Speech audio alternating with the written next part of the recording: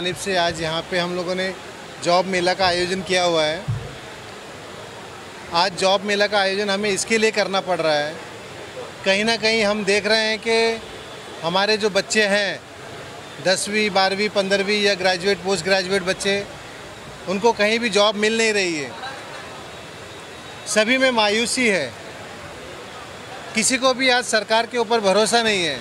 अगर आप सरकार का पोर्टल देखोगे तो पोर्टल के ऊपर लगभग 40 से 42 लाख जॉब इंक्वायरीज वहाँ पे पोर्टल पे आई हुई है, और जॉब नहीं मिलने की वजह से आज युवा मायूस है, बेचैन है, वो गलत राहों में जा रहा है, गलत काम करने में जा रहा है। आज जो आपको रोड के ऊपर छोटी मोटी चीज़ों पे लोग जो लड़ने मरने लगते हैं, जैसे एक छोटी सा वाक्य मैं आपको बताता हूँ। कल मलाड के अंदर एक मॉब लिंचिंग हो गई।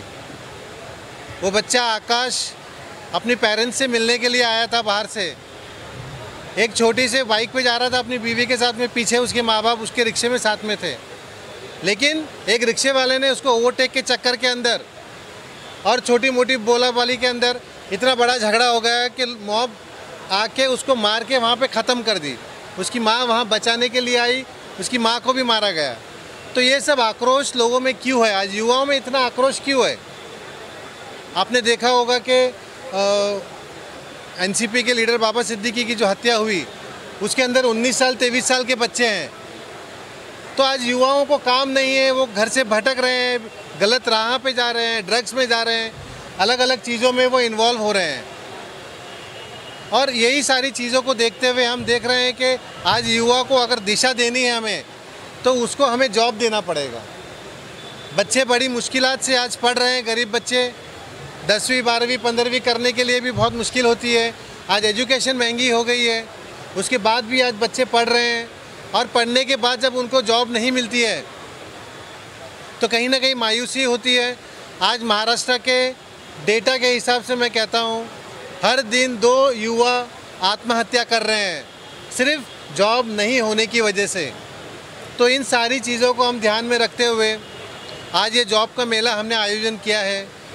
यहाँ पे लगभग 80 से ज़्यादा कंपनीज़ आई है, जो कॉरपोरेट्स, इंडियन कॉरपोरेट्स भी है, अब्रॉड कॉरपोरेट्स भी हैं, और ये कॉरपोरेट्स यहाँ पे सारे बच्चों को जॉब देने का काम कर रही है। आज लगभग हमारे पास यहाँ पे जो कॉरपोरेट्स आई है, 8 से 10 हज़ार जॉब्स वैकेंसीज़ हमारे पास अवेलेबल है, और जो हमने पोर्टल के ऊपर ऑनलाइन रजिस्ट्रेशन की है वो लगभग 3000 से ज़्यादा रजिस्ट्रेशन हुई है, और ये महज हमने 9 दिन के अंदर पूरा किया है। आज ऑफलाइन भी बहुत सारे बच्चे आ रहे हैं।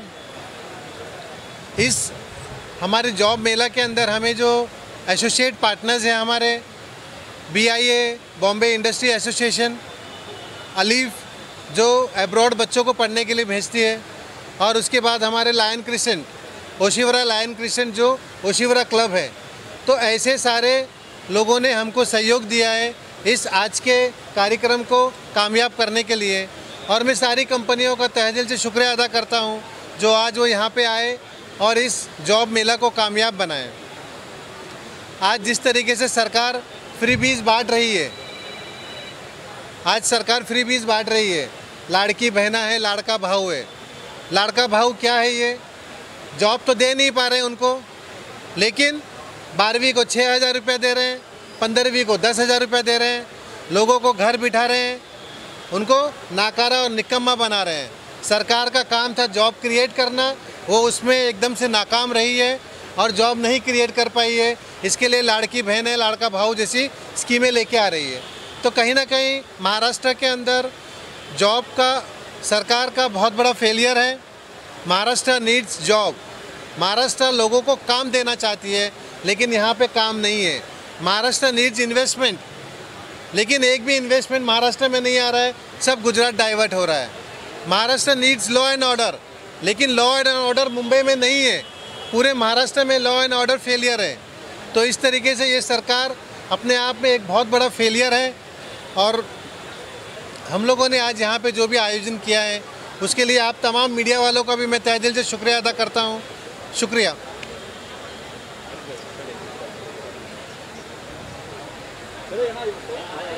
मुंबई मजलिस इत्तेहादुल मुस्लिमीन के जानिब से जॉब मेला रखा गया है। मुंबई के हमारे सदर जनाब मोहतरम रईस लश्कर साहब ने बहुत मेहनत की और आज इस जॉब मेला का आयोजित किया है। यहाँ पर सब उपस्थित है। हमारी मुंबई की महिला प्रेसिडेंट रिजवान आपा है, तमाम नासिर भाई वगैरह सब मौजूद है। पूरा मुंबई की मजलिस इत्तेहादुल मुस्लिमीन की टीम आपको यहाँ दिख रही है। लेकिन आज मैं बताऊँगा सबको एक बात कि ये जो आज का प्रोग्राम रखा गया है, इसको असल में कहते हैं सोशल वर्क। ये हर पॉलिटिकल पार्टी का मुद्दा उद्देश्य ये होना चाहिए कि हम अगर सियासत में है या हम कोई सोशल कार्य करते हैं तो हमारे सोशल कार्य से और हमारी सियासत से क्या फ़ायदा होना चाहिए लोगों को। तो वो फ़ायदा है रोज़गार प्रोवाइड करना, जॉब प्रोवाइड करना, जो आज के युवा की सबसे बड़ी समस्या है। देखिए, मोदी जब आए थे सत्ता में, उन्होंने कहा था करोड़ों युवाओं को हम रोज़गार दे देंगे। लेकिन आज देश की हालत ये है कि आप डेटा उठा के देख लेंगे तो करोड़ों युवा बेरोज़गार घूम रहा है पूरे देश के अंदर। सरकार के पास कोई नीति नहीं है उनको जॉब देने के लिए। आज युवा पढ़ता है, मेहनत करता है, लेकिन जब जॉब के लिए जाता है, जॉब नहीं है उसके पास। आज यहाँ पर तकरीबन 80 से ज़्यादा कंपनीज आई है, मल्टीनेशनल कंपनियाँ भी उसमें हैं जो जॉब प्रोवाइड करेगी। तकरीबन 5000 लोगों ने ऑनलाइन रजिस्ट्रेशन किया है। तकरीबन 10 से 12 हज़ार लोग डायरेक्ट आ रहे हैं ऑफलाइन।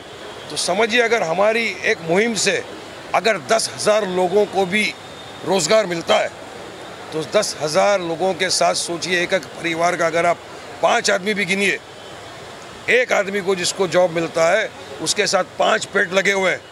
अगर आप 5 आदमी गिनिए तो 50,000 लोगों का पेट भरेगा जॉब मिलने से। ये कार्य है, हम लोगों की सेवा करने में मानते हैं। इसीलिए मजलिस का है our work is our identity. आज बेरोज़गारी की वजह से लोग भटक गए, युवा भटक गया है, कोई ड्रग पे चला गया है। आम दिन और सुनते हैं किसी ने आत्महत्या कर ली, किसी ने किसी का कत्ल कर दिया, किसी ने अपनी माँ से पैसा मांगा, माँ ने पैसा नहीं दिया, उसने उसे कत्ल कर दिया क्योंकि घर में बैठा था, बेरोज़गार था। तो बेरोज़गारी सबसे बड़ी बीमारी है आज की तारीख में देश में। और ऐसी बीमारी को ख़त्म करने के लिए रईस भाई ने जो मुहिम चलाई मुंबई के अंदर, ये बहुत सराहनीय है। मैं मुबारकबाद पेश करूंगा मुंबई प्रेसिडेंट को, रईस भाई को, तमाम टीम को जिन्होंने इसमें कार्य में शामिल हुए। मैं शुक्रिया अदा करूंगा उन तमाम कंपनियों का, मल्टीनेशनल कंपनियों का। जैसे अभी बताया, आलिफ करके जो है बाहर एजुकेशन देते हैं लड़कों को ऐसे पढ़ा के, वो भी एक बड़ी काम है। अगर यहाँ कोई पढ़ के बाहर जॉब करना चाहता है विदेश के अंदर तो भी कंपनी उसको रिक्रूट करेगी। यहाँ अगर जो लड़का, जिसको समझो कोई ड्राइवर की भी नौकरी नहीं मिल रही है कहीं पर, जिसके पास ड्राइविंग लाइसेंस है, उसको यहाँ पर जॉब मिलेगा। कोई लड़का जिसने केटरिंग में काम किया है, जिसके पास केटरिंग के लिए जॉब नहीं है, उसको यहाँ से होटलों के अंदर, रेस्टोरेंट्स के अंदर काम मिलेगा। कोई इंटेलिजेंट इंजीनियर बन गया लेकिन उसके पास जॉब नहीं है, उसको यहाँ पर हमारी कंपनियाँ जो है वो जॉब प्रोवाइड करेगी। टीचरों के लिए सुविधा है, यहाँ पर अगर कोई आया है, पढ़ा है, जिसने बीएड किया है, जिसको जॉब नहीं मिल रहा है, यहाँ पर वो भी है जो उनको प्रोवाइड करेंगे। यहाँ आना है, इंटरव्यू देना है, इंटरव्यू लेके यहाँ पे जॉब दिया जाएगा। आप बताइए, इससे बेहतर कार्य मैं समझता नहीं हूँ कोई हो सकता है। ये जुमलाबाजी नहीं है। जुमलाबाजी में तो मोदी सरकार का आपने देखा कितना डिमोशन हो गया है। 2014 में मोदी ने कहा था 15 लाख रुपया तुम्हारे अकाउंट में जमा करेंगे। अब कितना गिरे वो? 2024 में 15 लाख की जगह 1500 रुपया जमा कर रहे हैं आपके खातों के अंदर लाडली बहन के। हर साल 2 करोड़ जॉब देंगे, वो भी किसी को नहीं मिल रहा है। हर साल 2 करोड़ जॉब, वो भी किसी को नहीं मिल रहा है। कितनी बहनें बैठी हुई अकाउंट खोल के, खाते खोल के। मतलब चुनाव आने के पहले इनको लगता है कि रेवड़ी बांटना चाहिए। क्यों? चुनाव के पहले आपको नहीं पता था कि हमारी बहनों को ज़रूरत है पैसों की? चुनाव के पहले तो आप अपनी तिजोरियाँ भरने में बिजी थे। आपको अपनी गद्दी की फिक्र थी, आपको अपनी तिजोरी की फिक्र थी। मगर वाकई में अगर कोई काम करके आया है आपके बीच में आज, तो जॉब फेयर के जरिए आप देख सकते हैं। मैं चाहूँगा कैमरामैन से भी कि सबको दिखाएं यहाँ पे किस तरह से इंटरव्यू हो रहा है। पूछिए एक एस्पिरेंट को कि बेटा तुमने अप्लाई किया था, कहाँ अप्लाई कर चुके हो तुम, कितने साल से कोशिश कर रहे हो तुमको जॉब नहीं मिला, मगर यहाँ आपने अप्लाई किया, मुझे यकीन है इंशाल्लाह बहुत जल्दी उनको जॉब मिलेगा। तो ऐसे कार्य होने चाहिए। देखिए, चुनाव आते जाते रहेंगे, मगर अगर युवा का अगर हम भविष्य बनाते, ये भविष्य बनाने वाली बात है।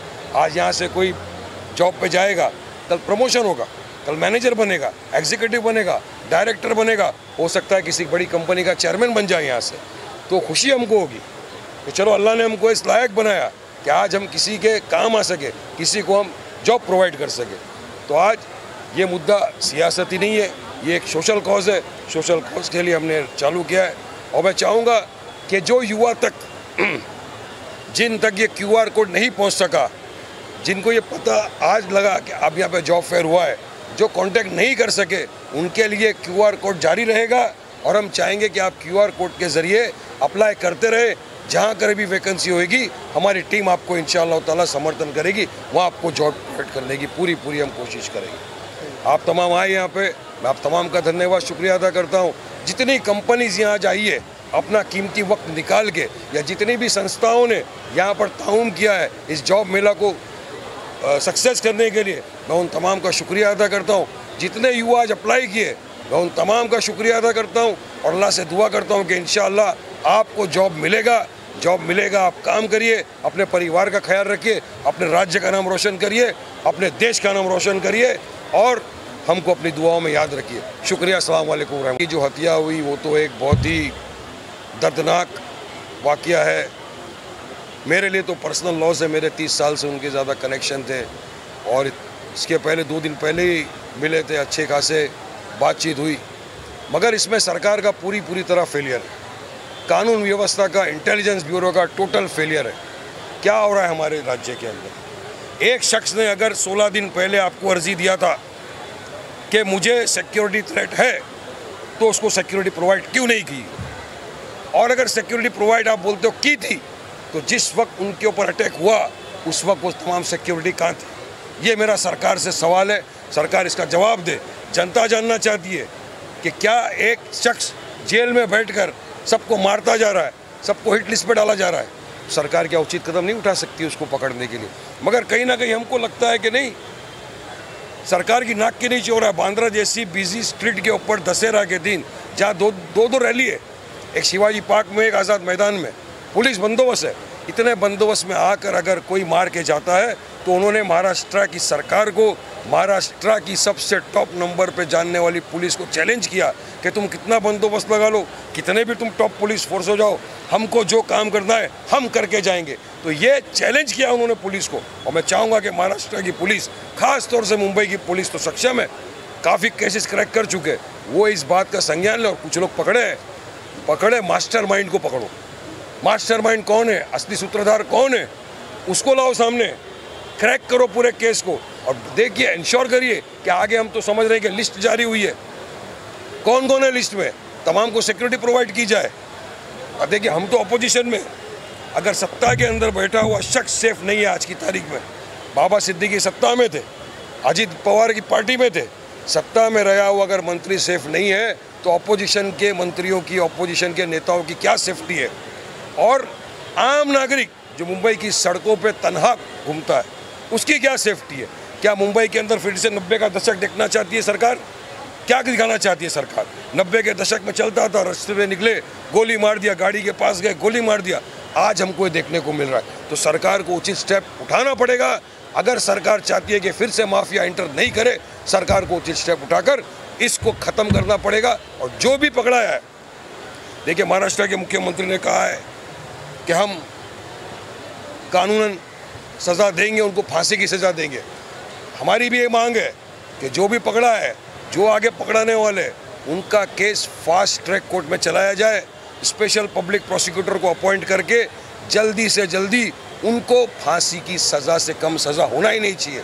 तब एक मैसेज जाएगा सबको कि अगर मुंबई, जो देश की आर्थिक राजनीति है, फाइनेंशियल कैपिटल हब है देश का, वहाँ पर इस तरह की अगर घटना हुई तो किसी कीमत पे बर्दाश्त नहीं किया जाएगा और जो भी करेगा उसको कड़क सज़ा मिलेगी। यही हमारी कानून से मांग है और हम कानून चाहते हैं कि कानून इसके ऊपर अमल करें।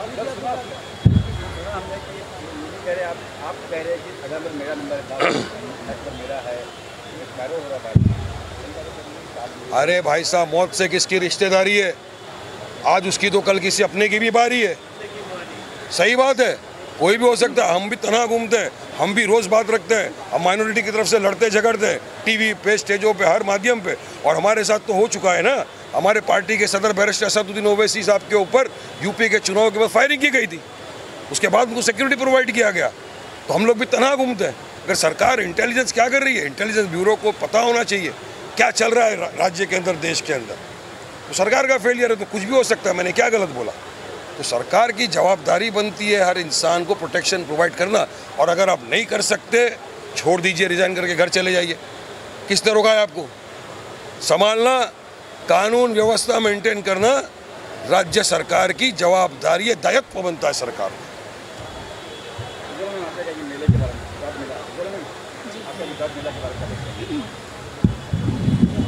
देखिए, जॉब मेला के बारे में कहना चाहती हूँ कि हमारे ऑल इंडिया मजलिस इत्तेहादुल मुस्लिमीन के मुंबई के अध्यक्ष रईस लश्करिया साहब ने बहुत ही अच्छी सोच दिखाई है, क्योंकि सियासत तो सब करे, सामाजिक काम बहुत कम लोग करते हैं, जो हमारे रईस साहब ने किए हैं। रईस लश्करिया साहब जब से मुंबई के अध्यक्ष बने हैं तब से कुछ ना कुछ लोगों की फिक्र में काम करते चले आ रहे हैं। एक से सामाजिक तौर पे काम करना ये हमारे लिए बहुत ही खुशी की बात है, मुंबई घरों के लिए बहुत खुशी की बात है।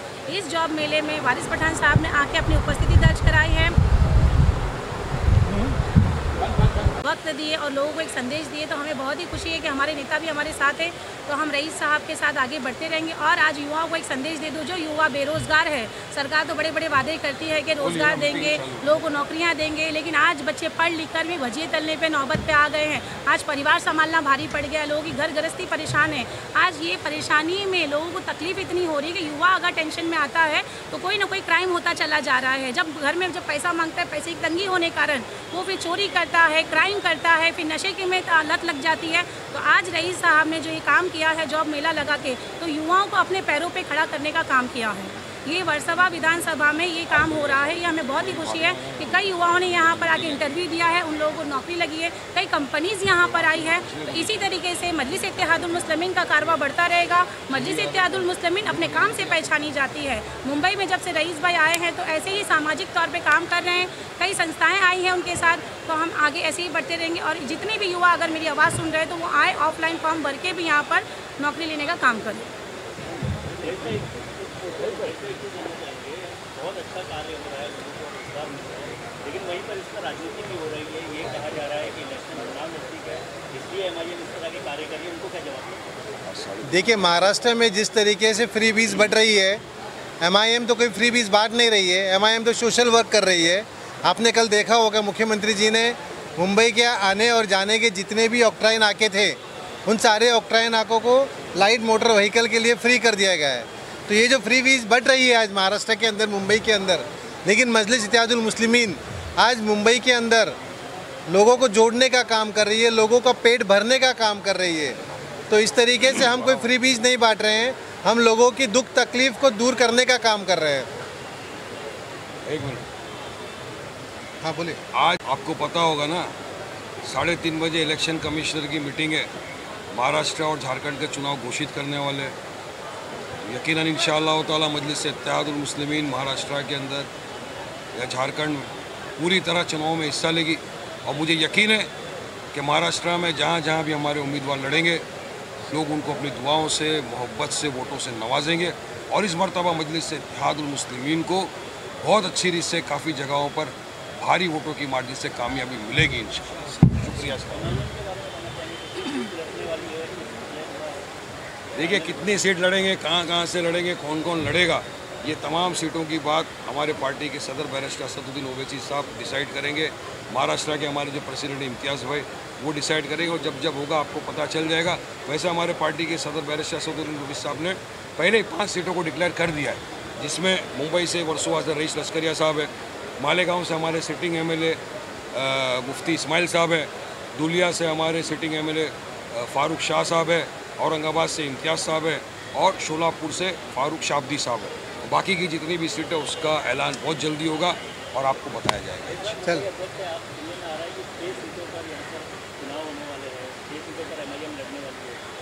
नहीं, ऐसा अभी कोई तय नहीं है। मैं आप लोगों को थोड़ा सा प्रोसीजर बता दूं। मेरे आने के बाद से मुंबई के अंदर हम लोगों ने ऑब्जर्वर्स को अपॉइंट किया है। ऑब्जर्वर्स ने अपनी अपनी रिपोर्टें दी है। हमने 1 अक्टूबर से लेकर 7 अक्टूबर तक जो भी एस्पिरेंट कैंडिडेट जो इलेक्शन लड़ना चाहते हैं उनके लिए हमने फॉर्म ओपन किया था। लगभग 30 से 35 लोगों ने फॉर्म भरा है इस मुंबई के अंदर अलग अलग असेंबली से। तो आने वाले दिनों में हम देखते हैं कि जैसे चुनाव डिक्लेयर हो जाता है उसके बाद हम देखेंगे कि कौन सी सीटों पे हमें लड़ना है, कहाँ पे हमारी ताकत ज़्यादा है। ऐसा ना हो कि हमारी वजह से कोई और दूसरा सेक्युलर नेता गिर जाए, हमें उसका भी ध्यान रखते हुए काम करना है। चलिए, शुक्रिया। श्रीराकृष्ण से रईस भाई का जॉब मेला देखकर बहुत खुशी हुई, बहुत ही अच्छा किया है। गरीब लोग के लिए जो करते हैं, इनकी जो भावना है वो सफल रहेगी ही, और हम उनके साथ में हैं। कुछ भी काम है तो हम पूरे लायंस वाले उनके साथ रहेंगे। Thank you very much Rais भाई, all the best. Thank you. मेरा नाम असलम शेख है, मैं अलिफ से हूँ। We are into study abroad consulting. और रईस भाई को बहुत बहुत शुक्रिया to invite us to be a part of this mega event, and I think it's been well received. There are 80+ companies in this mega show, and we are expecting around 3,000 to 5,000 students who are seeking for a job. And I think it is very important in today's point wherein unemployment is on a high side in India especially. And I believe that the people who have got highest salary, if they lose a job, it doesn't impact them much. But the people from a bottom salary, it is very important for them to have a continuity of a job and salary, because otherwise they come under pressure, they commit crimes, and this leads to a lot of uneconomical situation which we don't want to have in our country. So I wish all the best to Raiz Bhai for his further steps, and I believe that these kind of steps should be taken more to offer these kind of jobs to the people who otherwise do not have any other source whereby they can meet all these 80 companies at one place. So congratulations for this step, and we wish you all the best in your future career. Thank you so much. Thank you.